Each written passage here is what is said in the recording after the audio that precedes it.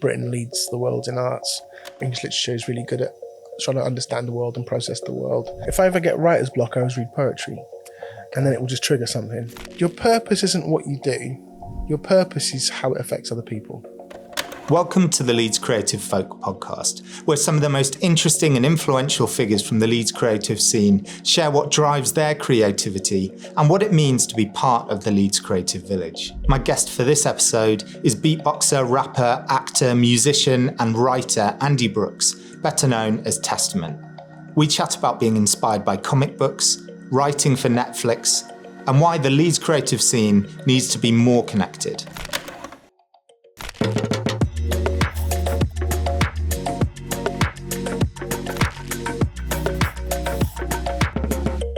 Were you a sort of creative kid? Were you sort of arty? Or... Yeah, really, really creative. Like anything, all singing or dancing. Not very good at singing at that point. So kind of performance-y stuff. Yeah, it was early on. Massive show off. Yeah. One of my family nicknames was Show Off. Know it all and show it off, which I'm trying to wrestle with. Yeah. Did you was your house a sort of creative? Not particularly. Like my dad would play the Beatles and Simon and Garfunkel. My mum would play some Lionel Richie and some Ossie Bisa. We're the generation where on Friday night, when you were a kid, you'd sit and watch comedy with your parents, right? And one of the things that we would watch, not on a Friday necessarily, but on BBC Two, was Monty Python. My dad was really into Python, so my brother had the Monty Python cassettes. And then in our toilet book, there were 2 scripts for the Monty Python series. So I only realised this in the last few years. Part of my childhood is reading scripts on the toilet. That's amazing. And listening to Peter Sellers' comedy vinyl. So I'm also learning audio drama and audio comedy and stuff like that. So yeah, it's a really weird cocktail of things. And it really informed what I did. I love the thing of listening to TV comedy, because that's something I did. So the particular one I remember is Not the 9 o'clock News. Okay, I don't know if you watched that. Yeah. So it's like Rowan Atkinson and a lot of the kind of went on to be really well known. And also comedians. Could be quite experimental at times totally, as well. You know? Yeah. But I had the cassettes of that, and it's that thing of as a kid you go through things over and over and over and over again. Yeah. And they really just start to kind of they exist in your mind, don't they? And that definitely feeds into, how you come up with ideas and all that sort of thing. I find that really fascinating.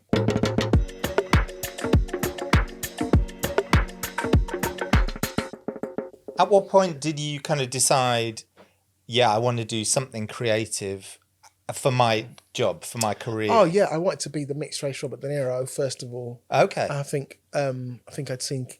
I was good at acting at school, and where everyone gets sort of a top line at school. Johnny's the drawer. Yeah, drama kid. Mark's good at football. I was like the acting one. Did you feel I wanted to be an actor? Yeah, I wanted to be an actor. Did you pursue that? I wanted to be an actor. Yeah, and so A-levels, I did performing arts. I think when I went to think about uni, I was thinking about applying to drama school. I'd started writing rhymes by then. Mostly just copying the American stuff that I was listening to. And then my mum, my Ghanaian mum, was like, well, you should do something academic because you can always, you need something to fall back on if you're going to try and be an actor. A bunch of people told me the exact same thing. Right. Because I wanted to be a film director. Okay. But people were like, there's no point studying film at university, but give yourself options. So What did you do? I did languages, French and Spanish, which I actually loved. And there's a lot of ways in which I'm really glad I did that. Yeah. But the exact same thing, I was told, your chances of making it as a film director or working in that are so tiny that actually if you study film and you don't manage to do it, then what value is a film degree? So do study something that, has lots of uses and then try and do it. I think there's merit in both ways. Even with drama school, sometimes the networks you build there.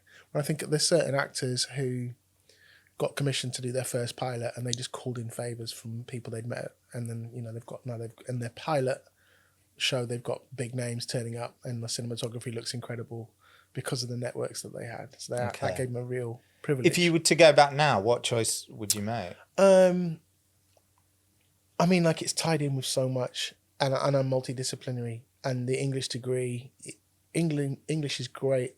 English literature is really good at trying to understand the world and process the world and look at paradigms and tropes and, you know, what's happening in society. And I feel that is still core to what I do, and having like an understanding of intersectionality and I don't know, decolonization and queer theory and politics, and but also like interrogating where language comes from and stuff like that, like, actually has really aided my process. I didn't think it would.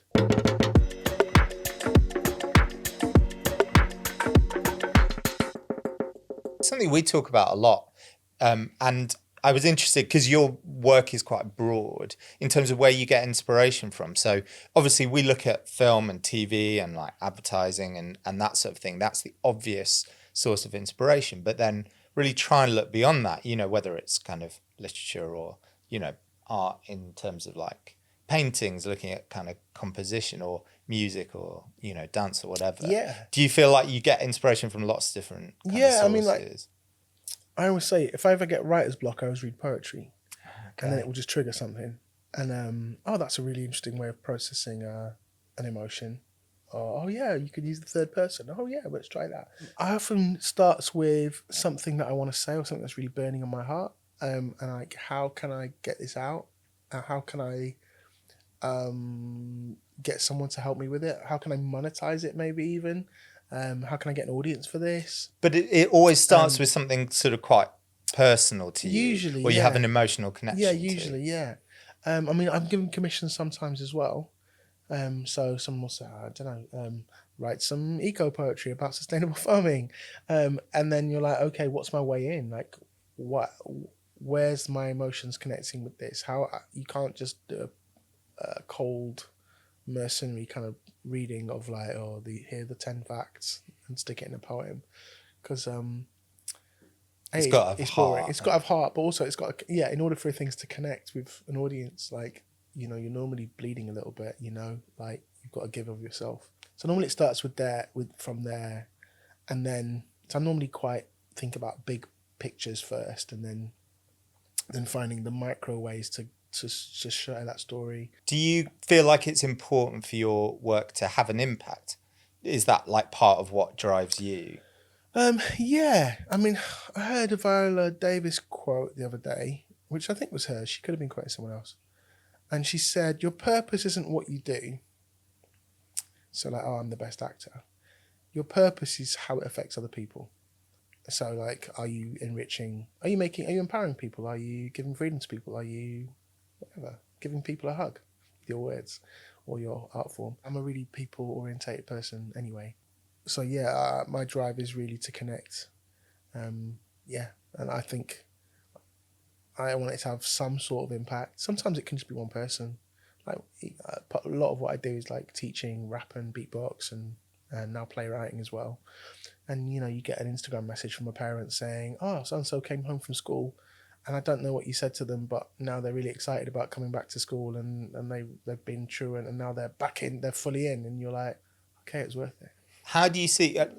My observation with my kids is that at primary school, there's a real focus on creativity and creative expression and all that sort of thing. And then when they get to high school, that just almost disappears. Like you were saying, you have the kids who are the kind of arty kids, or the drama kids, or whatever, music kids. But in terms of the general sort of curriculum, or like what the kids are exposed to, that suddenly becomes really limited, and it's all very academic focused. I guess that must be something you kind of observe in your work in education. Well, I'm lucky because when I go in, I get to be all singing or dancing, and the kids sometimes breathe a sort of sigh of relief, and the teachers do as well, because normally they bring in an artist. Yeah, they've got a learning objective, but one of the big things is to have fun and to show the love of the art, and just the experience, and show them, yes, you can, you know.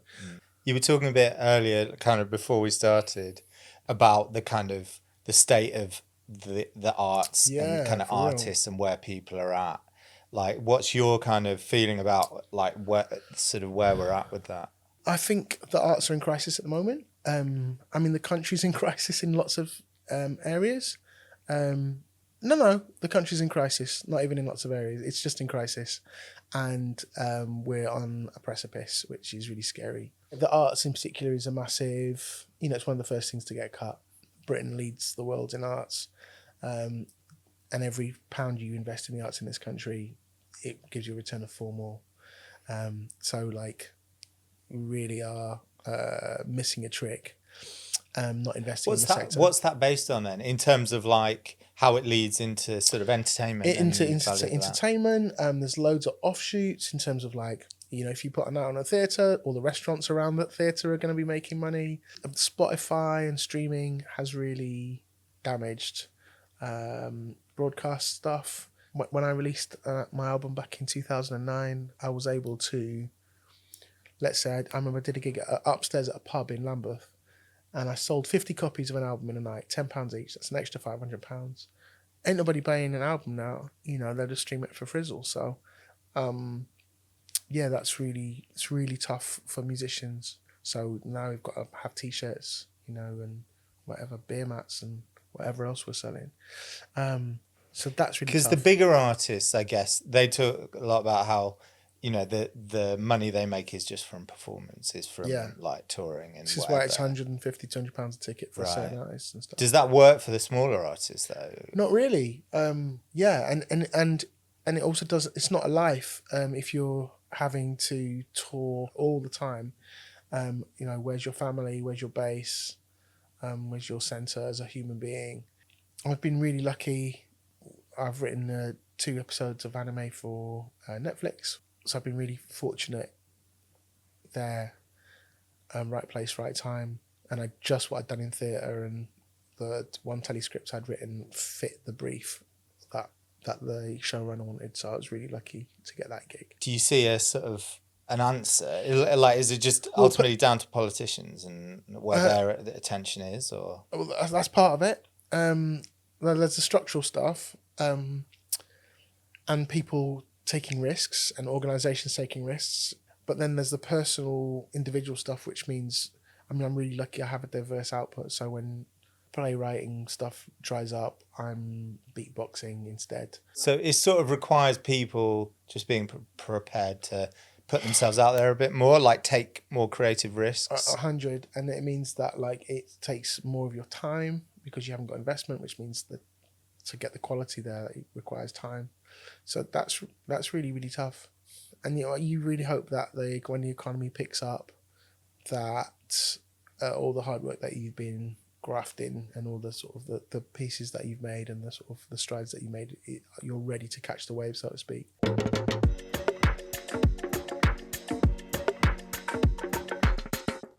And did you, like, in terms of people that you work with or you're inspired by, sort of within that kind of Leeds community, was that part of your? Yeah, Leeds has had a massive effect on me. The Leeds hip hop scene. I mean, that meant I got to support MF Doom, and support loads of big hip hop acts that came through, like the Far Side. So loads of people that are like God to me in terms of the hip hop scene. When the underground kind of packed up, the sort of audience dispersed and went to the Wardrobe nightclub at the bottom end of town next to the BBC, and to the Hi-Fi club around the side of Oxfam.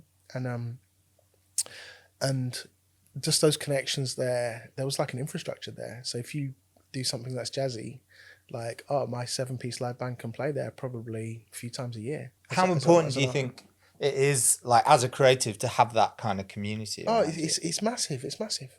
There's also shout out to New Bohemia at the Faversham as well. So for 4-5 years, one of the biggest nightclubs in Leeds was at the Faversham, and it was, funk, soul, hip hop, drum and bass, broken beat, all that end of all the Giles Peterson-y kind of end of music was live every Friday, and massive acts coming through, and Madlib and people like that. Yeah, there was like a Leeds mafia, or sort of a Leeds alumni, so to speak, How would you sort of characterise Leeds, or like the creative scene in Leeds? Like, what's the sort of personality? Well, currently it feels really fragmented. Like the scenes aren't really joined up.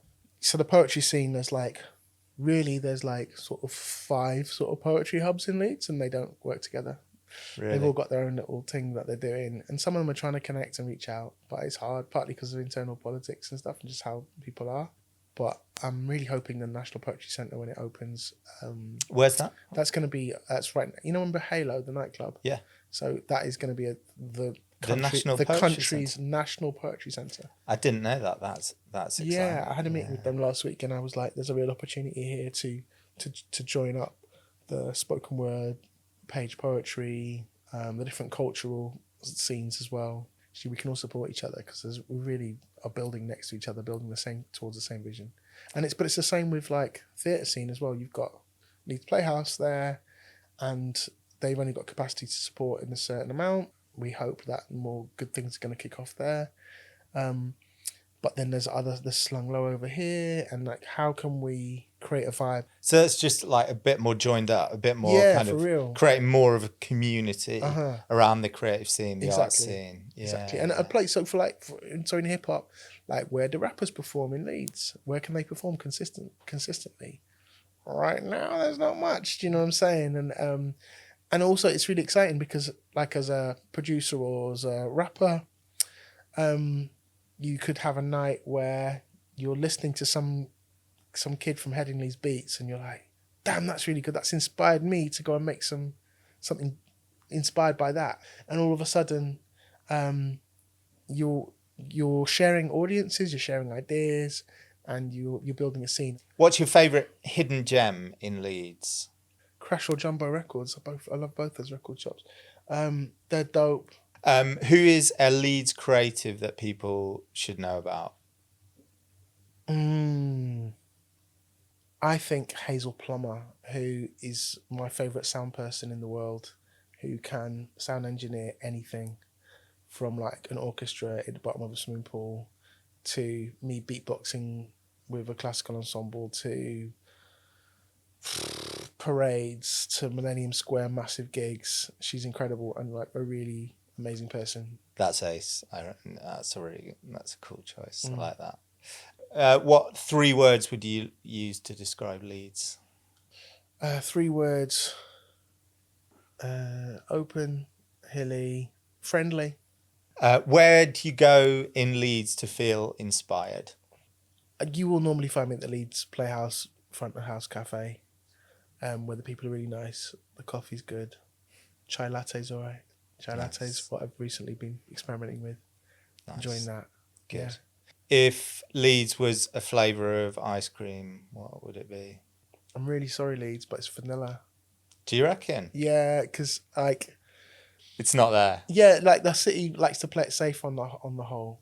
You try and do something big with like chili flakes, they will give you the side eye. You know, they'll be like, nah, maybe you should try it in London. Okay, fair enough. Yeah, well, maybe we'll get there. Yeah, we will, but like it's up to if it takes people to do it and to make things happen. Yeah, nice, brilliant.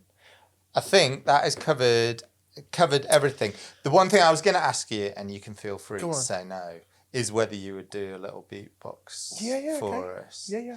Right, okay. See if I can work out this.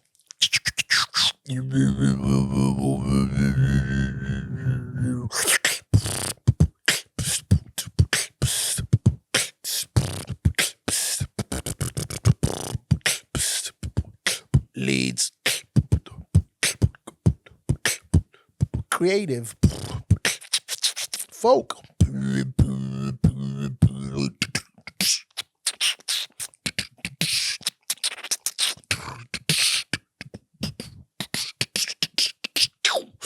Oh man, that's so good. Thanks so much for doing that, mate. It was a very slow, tired one, but that was absolutely perfect.